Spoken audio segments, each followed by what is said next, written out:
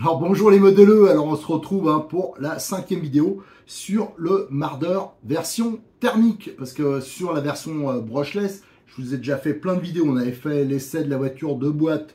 Ensuite, on avait commencé à faire des petites prépas. Tout ça, c'était pour vous montrer qu'en partant d'une voiture de base, c'est un 4.2 qui tient moyennement la route, il faut bien l'avouer, de boîte, facilement, simplement avec quelques réglages, une répartition des masses différente, on pouvait avoir une voiture qui assure quand même pas mal. Donc ça, c'est une voiture que j'utilise régulièrement à chaque fois qu'on fait une sortie, notamment au domaine Bois de Rose ou dans le coin. Généralement, j'amène le Marder. Ça, c'est la voiture sans souci, mais avec les petites préparations que je vous ai conseillées.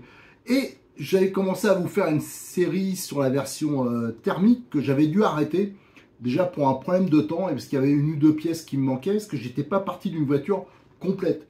J'étais parti de mon ancienne voiture au tout début, quand est sortie la voiture, donc au début des années 90, avec laquelle je faisais le championnat de France de l'époque, qui s'appelait les 7 trophées. Et il me restait quelques éléments, j'ai la voiture là-bas, je vous l'ai déjà montré, et notamment cette carrosserie qui est maintenant devenue malheureusement introuvable, et le kit de fixation. Et moi, l'idée, c'était de réutiliser ma carrosserie de l'époque. J'étais donc sponsorisé par, on voit dessus, le magasin Neuilly Modélisme. Et j'ai dit que ça serait quand même sympa avec une carrosserie Cox, quoi. Donc voilà, le but c'était de repartir là-dessus. J'étais parti sur une voiture, une voiture dépouillée. Je remercie d'ailleurs Cyril de Modélis 34 qui fait toutes les pièces pour le Marder. N'hésitez pas à lui demander si vous avez besoin de quelque chose. Et malheureusement, c'est que j'ai privilégié la version brushless et le thermique entre-temps. On a eu besoin de pièces, de prendre des pièces dessus. Alors on a demandé le moteur, après on a demandé, je devais monter les amortisseurs option alu. Ils ont été demandés et il n'y en avait pas à ce moment-là chez FG. Donc ça n'a pas été remplacé depuis et donc le projet il était bloqué. Là samedi, dans 3 jours, au moment où je fais la vidéo, là on est le mercredi, il y a notre rencontre mensuelle au domaine Bois de Rose. Donc là la rencontre du mois d'août et j'ai dit non, là il faut vraiment que je fasse tourner les deux, le brushless et le thermique. Donc je m'y suis remis et vous allez voir, si vous regardez les vidéos, soyez pas étonnés si vous regardez la vidéo 4 et vous passez à la 5, il y a déjà plusieurs mois qui sont passés, le projet il a été beaucoup modifié à cause de ça, des pièces que j'ai pu, et là voilà, donc vous allez voir, j'ai fait différemment, mais plus tard je vous montrerai des modifs un peu plus profondes que là je fais une préparation mais sur le modèle de base. Je rappelle que je pars pas d'une voiture, c'est sûr que si vous achetez un RTR, vous aurez moins de choses à faire.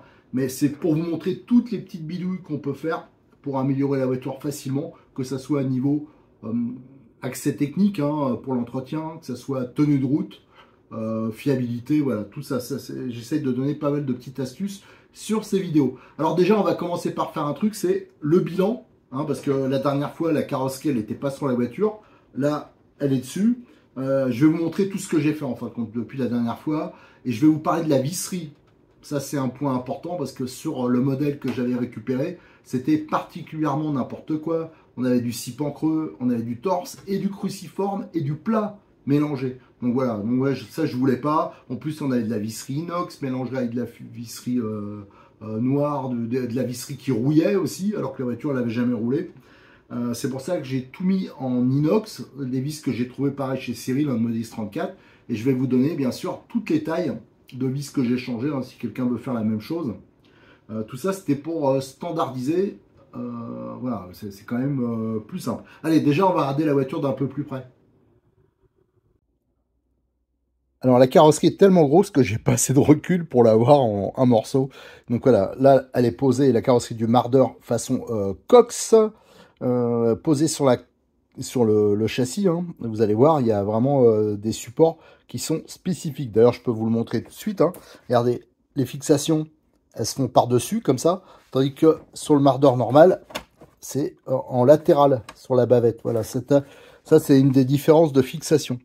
Et cette coccinelle, elle est quand même... Alors, c'est plutôt, moi, je dirais que c'est une 1200 ou une 1300. Hein, quand on regarde, il y a un pare-brise plat, des feux qui sont pas trop gros derrière. Voilà, bon, c'est un peu mon estimation. Hein, parce que si on prend les 13.3, notamment, le pare-brise est bombé. Alors ça, c'est au minimum, ouais, ou une 13.2 peut-être. Voilà, les spécialistes, ils diront. Et c'était une carrosserie qui était quand même hyper sympa, qui a bien résisté dans le temps. Donc pour vous refaire un peu l'histoire de la voiture, donc que je courais à l'époque pour le magasin qui s'appelait Neuilly Modélisme, qui était à Neuilly-Plaisance, et on voit vraiment que c'est des numéros du début des années 90, hein, parce qu'il n'y avait pas, maintenant il y aurait le 01 devant. Euh, voilà, donc c'était une boutique donc qui faisait aussi de la préparation des pièces spéciales. C'est pour ça que sur cette voiture, j'avais notamment tout ce qui est les biellettes en titane, des choses comme ça. Et il y avait eu l'adaptation pour un moteur Zenoa, parce que les premiers Marder, c'était avec un moteur Robin, avec une commande par câble. Voilà, je pense qu'il y en a qui ont connu ça, qui ont débuté avec ce type de voiture. Alors, ce qui était bien, la version coque existait en buggy, mais aussi en version un peu circuit. Et je vous le ferai rouler comme ça, avec des pneus qui existaient, même avec des élargisseurs de roues. Donc, on pouvait rouler. Moi, j'avais fait une course au Marmouset dans cette configuration, et ça marchait plutôt pas mal. Donc, la carrosserie... donc elle a combien maintenant? Elle a 30, ah ouais, elle a 33 ans, un truc comme ça, hein, 32 ans, 30 ans. Donc elle a quand même bien résisté, surtout que cette voiture, à un moment, il y a une quinzaine d'années, voire plus, je l'avais revendue à un collègue de boulot et qu'il avait un peu massacré. C'est pour ça que voilà, elle est abîmée là, à certains endroits. Il y a des manques, alors il faudrait que j'arrive à réparer ça. Là, je suis en train de réparer les manques de peinture, je suis en train de compléter un peu.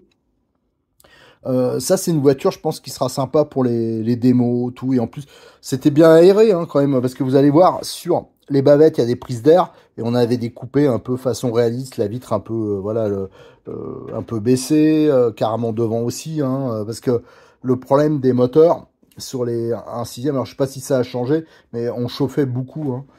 À l'époque, alors sur les courses, on calait régulièrement. Alors c'est vrai que c'est facile à démarrer tout ça, mais une fois que c'était bien chaud et que c'était calé, surtout avec les moteurs Robin, c'était pas simple. Voilà, donc là, elle est posée, et vous allez voir, alors il y avait beaucoup de découpes à l'arrière parce qu'il y avait un résonateur. Alors ça, j'essaierai d'en monter un plus tard. Là, j'ai juste remis des autocollants de Modélis 34, hein, parce que sans Cyril, bah, j'aurais pas pu faire le remontage de cette voiture, donc je le remercie encore. Je rappelle, hein, Cyril, si vous avez un Marder, il a toutes les pièces, hein, et même s'il n'a pas, vous pouvez lui demander, il vous dépannera, et il trouvera toujours moyen de les avoir. Alors là, le moteur, il est posé, là j'ai tout l'équipement à remonter, je vais mettre de côté. Et on peut voir, j'ai monté les bavettes, alors j'ai mis des vis inox, regardez, avec les rondelles intégrées. D'origine, c'est des vis, là j'avais des torses avec des rondelles rapportées, donc c'était pas pratique. Et donc, on a ces grosses bavettes. Et là, on voit la fixation de la carrosserie. Et là, les entrées d'air. Donc voilà, c'est assez différent du châssis d'origine. Tiens, on va regarder, enfin du châssis.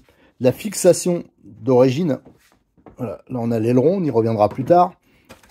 J'espère que je vais réussir à le retirer tout seul. Voilà. Ça, c'est la carrosserie. Normalement, un Marder, maintenant, il est livré avec cette carrosserie-là. Alors, pour les thermiques, c'est en blanc, généralement. Attendez, je pose, ça va faire du bruit. Voilà. Et vous voyez, à la différence, un Marder classique, vous avez la bavette et vous avez les fixations qui sont latérales. Tandis que celui-là, regardez, les bavettes, c'est beaucoup plus large, hein, c'est normal. Donc voilà. Et malheureusement, ces bavettes-là, on ne les trouve plus. Monsieur FG, si vous écoutez la vidéo, on ne sait jamais. Refaites-nous la coque, quoi. C'est quand même génial, quoi. On peut l'utiliser en plus. C'est plus polyvalent, on peut l'utiliser en circuit, on peut l'utiliser en tout terrain, en rallye, et au moins ça a de la gueule auprès du public. Hein. Quand vous faites rouler la coque, je peux vous assurer c'est complètement différent que de faire rouler la version buggy. Donc c'est quand même bien pour la promotion de notre loisir. Au niveau de la platine radio, vous verrez que c'est pareil, hein, parce que là vous avez les emplacements. Là c'est pour le cerveau de gaz, là c'était pour le cerveau de frein, hein, parce qu'on pouvait mettre le frein à l'avant.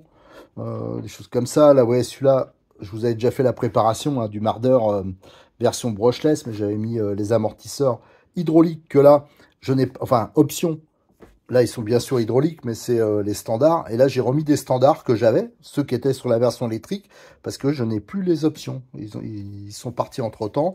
Et vous voyez, j'ai quand même remonté entièrement le train avant, le train arrière, et j'ai repris toutes les modifications que j'avais fait sur la version brushless. Donc là, vous pouvez vous référer à ça. Hein. Si vous avez un Nitro, vous voulez suivre nos modifs, vous le retrouvez aussi sur la version brushless. Allez, je vais vous montrer ça maintenant. Je vais faire un peu de place. Je vais enlever la version électrique et on va regarder de plus près toutes les petites choses que j'ai fait. Je vais commencer par vous parler de l'aileron. Alors là, vous avez l'aileron d'origine. Hein, c'est le même depuis le début des années 90. Le problème, quand vous le montez en place comme ça, il a tendance à bouger. Et il a un angle qui est pas assez élevé pour donner de l'appui. Je rappelle, c'est un deux roues motrices. Alors ça aussi, je vous l'avais montré sur les vidéos. On avait fait le test, hein, simplement en faisant la modif que je vais vous donner. Ça changeait quand même pas mal les appuis de la voiture. Et en 4.2, hein, avec un propulsion, c'est vraiment important d'avoir des appuis importants à l'arrière. Alors, la petite astuce, hein, c'est que je monte. Là, elle est déjà montée. À l'arrière, comme c'est trop plat, l'aileron, il n'y a pas d'appui, ben vous montez une petite butée comme ça. Voilà. Ça, en fin de compte, c'est un passe-fil que je mets ici, que je colle. Et comme ça, quand l'aileron il est en place, ben, il est en appui dessus, donc il ne bouge pas déjà. Ça, c'est important. Donc, c'est-à-dire que dès qu'il y a de l'air, ben, il ne va pas s'écraser sans donner d'appui. Et ça lui donne l'angle pile poil. Voilà, donc le passe-fil, regardez hein, l'astuce. Hein, ça, je l'avais déjà montré. Mais c'est vraiment efficace. Autre chose, alors là, il y a un mélange. Alors ça, c'est extraordinaire. Sur cet arceau, l'arceau, il est en plusieurs parties. Hein. Vous avez, on peut différencier, démonter ou changer la partie avant, la partie arrière. Voilà. Mais ils ont réussi à mettre du torse et au même endroit aussi du sipan creux. Donc je vais tout mettre en sipan creux. Ça, je vous donnerai pareil les indications de taille sur le forum. Hein. J'ai tout noté et en même temps que j'ai fait toutes les photos. Et en même temps, je vous donnerai donc sur le forum par écrit les tailles de vis. Moi, je vous conseille, ça aussi on l'avait testé, c'est l'aileron que j'ai piqué sur la version brushless. Hein. Je vais mettre la même chose sur la version Nitro.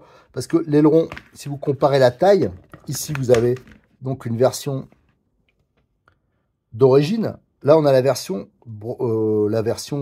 entre guillemets option. Et on voit, déjà, il est plus grand. Et bien sûr, il est beaucoup plus moderne. Et en combinant avec cette petite astuce là, je peux vous assurer que la différence est vraiment importante entre le montage, hein. J'ai vraiment fait les tests, hein. Démonter, remonter, fait le comparatif, on sent vraiment qu'il y a plus d'appui, donc la voiture elle va moins virer du cul. Donc là les ailerons, j'avais dit à Cyril, prends-en un stock, parce que ça c'est vraiment bien, et je vais même le monter, cet aileron, vous voyez, j'en ai pris un d'avance, sur le Peugeot Scorpion. Voilà, donc quand vous avez des voitures, des grosses bagnoles avec un aileron, celui-là, il est vraiment bien. Hein, vous voyez, la référence, c'est 64 130 02. Alors ça, vous le trouvez dans les pièces FG sur le site à Cyril. Voilà, pour la partie aileron. Alors, pour la partie châssis, alors déjà, là, on voit encore mieux l'histoire des bavettes. Regardez la prise d'air, là. Donc ça, c'est plutôt balèze. Et je pense qu'on l'avait coupé. Normalement, elle continue comme ça. Il y avait sûrement une raison, mais je m'en rappelle pas. Ou alors c'est mon collègue, quand il me l'avait racheté, je sais pas, il avait dû faire quelque chose. J'ai monté devant. Ça aussi, je voulais montrer pour la version brushless. Un pare-choc qui était usé, que j'ai récupéré d'un vieux Burns ou Turbo Burns, je sais plus. Ça protège le châssis déjà. Hein, ça évite qu'ils s'usent devant, qu'ils prennent tous les coups. Parce que si vous mettez pas de pare-choc, devant, il va hyper vite s'abîmer. Hein. Il n'y a rien de prévu. Alors ça, c'est vraiment important. En plus, il y a déjà les trous hein, qui sont déjà percés, filetés. C'est des vis de 4. Donc ça, mettez un pare-choc, fabriquez-en un avec une chute. Il y en a pas mal qui faisaient ça avec des bidons. Ouais, ils coupaient la forme. Donc ça, c'est un point important. On le verra après, mais on voit, il y a les colliers de sécurisation. Hein. Si vous faites pas ça, vous risquez d'avoir une mauvaise surprise au niveau arrachage des rotules. Le collier, c'est vraiment un plus. On y reviendra plus tard. Là, on voit toute la visserie, je l'ai changée. J'ai mis donc de la visserie inox 6 pans. Regardez les fameuses rondelles avec les voilà, enfin les vis avec les rondelles intégrées. Et tout le dessous pour l'instant, c'est de la visserie. Ah, plus d'éclairage, c'est de la visserie inox. Là, pareil. Alors ça, c'est si vous achetez un mardeur, je vous conseille d'en prendre un ou deux d'avance parce que ça protège la couronne et ça en prend plein la tronche. Donc, faut pas hésiter à en prendre d'avance. Allez, on va regarder d'un peu plus près la voiture. Sur le dessus, donc là, on a les écopes. Alors là, on a le système de direction. J'ai fait ma modif habituelle. Je l'avais fait déjà sur la version brushless, mais je le fais aussi sur les Buggy 1/8. Donc, au lieu de devoir mettre une vis montée au frein filet à chaque fois, je mets une vis qui est collée dedans au frein filet fort, une vis sans tête. Et là, j'aurai que un e-stop à mettre. C'est beaucoup plus pratique, beaucoup plus rapide. Et en plus, c'est réglable. J'ai changé, bien sûr, toute la visserie sur les biellettes, sur les portes-fusées, hein, parce que c'était un peu n'importe quoi là aussi. Il y avait un mélange. J'ai changé les vis sans tête ici. Hein, c'est des 6 par 6 parce que c'était du torse. Il y avait le train avant, c'était du torse. À l'arrière, c'était du 6 pans. J'ai préféré standardiser. Et surtout, alors ça c'est important, j'ai donné un peu de jeu latéral. Je sais pas si ça se voit sur la vidéo. Parce que d'origine, c'est méga bridé. C'est pas du tout libre. Hein. Faites attention sur un Mardor, ils sont tous comme ça. Enfin, moi, le brochet, c'était ça. J'ai contrôlé celui qui a chez Cyril, il est aussi bridé. Ça, je veux dire, il serre les vis à fond. Voilà, ça plaqué, le moyeu d'entraînement à fond. Et après, il n'y a pas assez de jeu pour le roulement. Il faut que vous ayez un léger jeu latéral. Hein. Ça, c'est vraiment important. J'ai mis donc le fameux collier. Alors, pensez à pas trop le serrer, hein, que ça bride pas la suspension. Hein, vous voyez, ça doit être assez lâche. Mais ça, c'est pour éviter les arrachements à ce niveau. Au niveau de la chasse, je l'ai mis à fond, hein, parce que d'origine, c'est pas du tout le cas. Donc, c'est-à-dire que j'ai reculé à fond le triangle supérieur et j'ai ravancé le triangle inférieur. Voilà, comme ça, on a une chasse maxi. Et même comme ça, de toute façon, elle n'est pas suffisante. Mais le problème, c'est que comme l'amortisseur passe pile poil au centre, là, on n'a pas trop d'amplitude pour bouger le triangle. Les amortisseurs, du coup, ben, j'ai mis ceux que j'avais récupérés sur la version brushless. Hein, ils avaient déjà été utilisés. Donc on verra plus tard, on mettra peut-être les amortisseurs option. Voilà. Et pour le train arrière, bizarrement, j'avais aucune rondelle en dessous. Là, je sais pas si on le voit. J'ai mis des rondelles, je crois qu'il y en a 3 ou 4, sous la rotule. Ça, pareil, je vous l'indiquerai. Hein, pour la relever, hein, histoire de donner un peu d'anti-cabrage. Ça, c'est important pour le passage dans les trous. Donc, c'est bien sûr parfaitement ajustable. Hein, pareil, avec cette histoire de rondelles. Pour le pincement, on pourra jouer là et de l'autre côté aussi, si je me souviens bien. Ouais, des deux côtés, on peut jouer. Ça, on le verra après, à la fin, quand on aura monté les roues et que la voiture sera terminée. Ici, c'est normalement une vis sans tête qui est très longue, de 4. Je crois qu'elle fait 4 x 30, un truc comme ça.